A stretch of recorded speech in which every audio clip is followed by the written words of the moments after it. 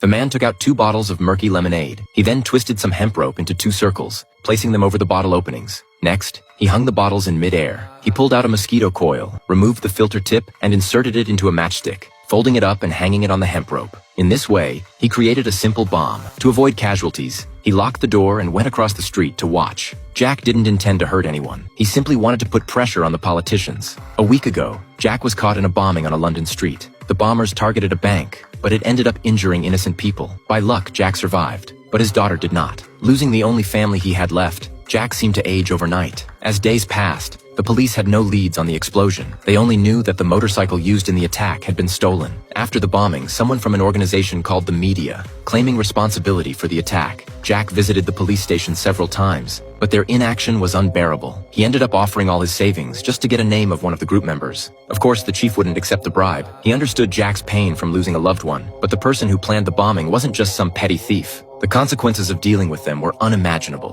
Clearly, he underestimated the tired-looking Chinese man in front of him. Jack had been a special forces member in his youth, skilled in demolition and guerrilla warfare. Since the police wouldn't serve justice, he decided to take matters into his own hands and avenge his daughter. Jack began researching online, documenting everything about the organization. Soon, a politician named Hannes caught his attention. He believed this man had ties to the terrorists. So Jack packed his gear overnight, drove straight to Belfast, and mimicked the terrorists by creating a toilet bombing. But this was just a warning. If Hannes didn't provide the list of terrorists, he had other methods. Back at his residence, Jack continued to make bombs. He poured ice cubes into a bucket, took out 2 bottles of glycerin to chill it, and carefully adjusted the mixture. The entire process had to be flawless, or he would be the one getting hurt. He placed the bomb on Hannes's bodyguard's car. One of them noticed something odd at the back of the car and immediately stopped their companion from starting it. The bodyguard carefully opened the gas tank lid and found a note inside. Clearly, this was another threat from Jack. Later, Jack followed Hannes to a restaurant, a place where Hannes met his lover. Jack snapped photos of them being intimate, threatening to ruin his reputation if he didn't provide the list. Facing such a formidable enemy, Hannes had no choice but to retreat to a farm in the suburbs, increasing security. But Jack remained persistent. He tracked them to the outskirts, parking his car in a distant forest. That night, he infiltrated the farm and planted a bomb in a messy stable.